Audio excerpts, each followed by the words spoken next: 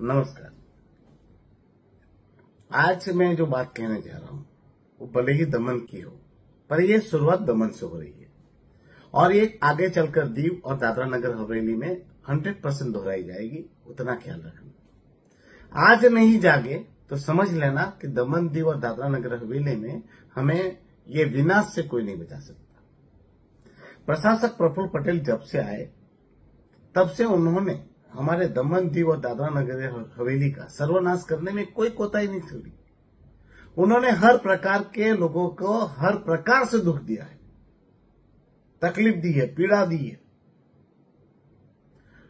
जिंदा लोगों का तो उन्होंने सुख, चैन, नींद सब कुछ छीन ही लिया था। अब प्रशासक प्रफुल्ल पटेल जी इतनी बेशर्मी पर उतरे हैं कि अब मरे हुए लोगों को भी वो चैन से वहां शमशान में और कब्रिस्तान में रहने नहीं दे रहे हैं। वहां भी उनको, वो मरे हुए लोगों की आत्मा को भी झंझोड़ कर उनको दुख और पीड़ा देने का कार्य कर रहे हैं। आपको लगेगा ऐसा तो क्या कर रहा है, तो मैं आपको कहना चाहता हूं, ये प्रशासक प्रफुल्ल पटेल कितना बेशर्म और निर्लज व्यक्ति है और पैसे की भूख आदमी को कितना गिरा देती है, वो आज मेरी बात से सुनने को मिलेगा। प्रशासक प्रफुल्ल भाई पटेल जी कितनी बद्दुआ लोगे। अब आप मरे हुए लोगों की भी आप बद्दुआ लोगे तो आपको कहां चैन मिलेगा, और ये पैसा आप कहां ले जाने वाले हो। ये सब कुछ यही रह जाने वाला है। अरे आप कब्रिस्तान और शमशान को तो छोड़ देते। आज मैं बात कहने जा रहा हूं, दमन के नानी दमन में जुपिटर के पास से जो हमारा शमशान भूमि है और मुस्लिम समाज की वहां पर कब्रिस्तान आई हुई है, वो मैं जब से पैदा हुआ, समझदार हुआ, तब से वहां देख रहा था। पहले मासी समाज उसकी देखरेख किया करता था, फिर हिंदू शमशान भूमि भी बनी। मुस्लिम समाज के जो नानी दमन के लोग हैं वो मस्टअप वहां पर उनकी क्रियाएं जो भी शमशान की होती है वो करते रहे हैं।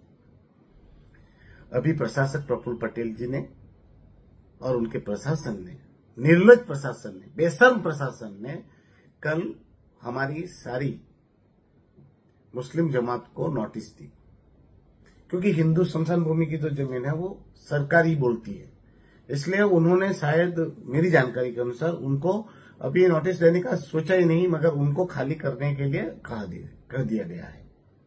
अब वो वहां पर क्या बनाने जा रहे हैं, वहां पर मुस्लिम के कब्रिस्तान को भी हटाने की बात है और शमशान भूमि को भी हटा देना है, और वहां पर वो लग्जरियस कन्वेंशन सेंटर बनाने जा रहे हैं। कन्वेंशन सेंटर मतलब one type of hotel, 5 star से भी बड़ी अच्छी होटल कहा जा सकता है, जहां कहा जा रहा है 300 से ज्यादा कमरे बनाए जाएंगे, लग्जरियस ऑडिटोरियम से लेकर सब कुछ फैसिलिटीज, A1 फैसिलिटीज जो 5 स्टार होटल में भी नहीं होती।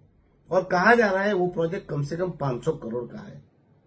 और वो प्रोजेक्ट किस पर, वो होटल किस पे बनाई जाएगी, हमारे मरे हुए लोगों के कब्र पर और हमारे शमशान घाट पर।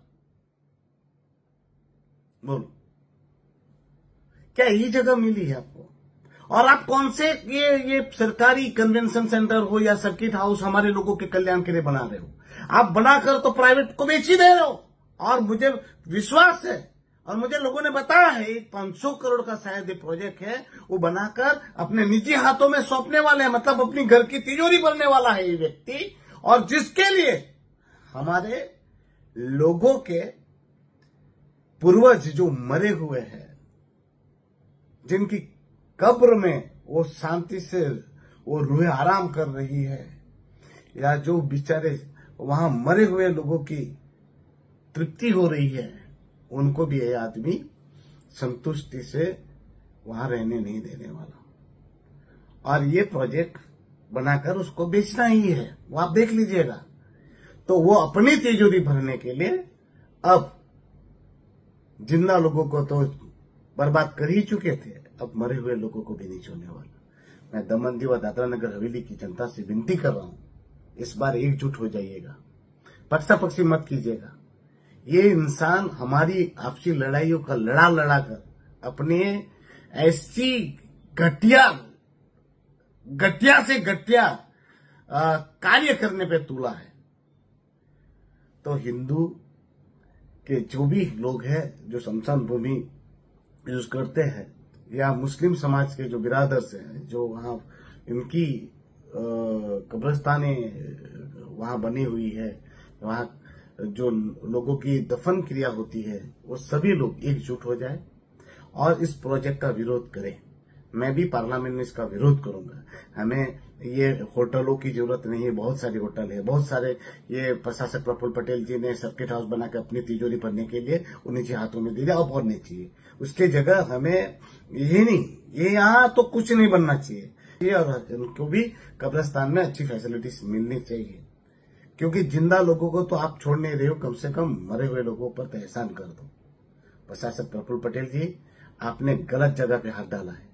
अब आपका विनाश, आपको ये विनाश से कोई नहीं बचा सकता, कोई नहीं।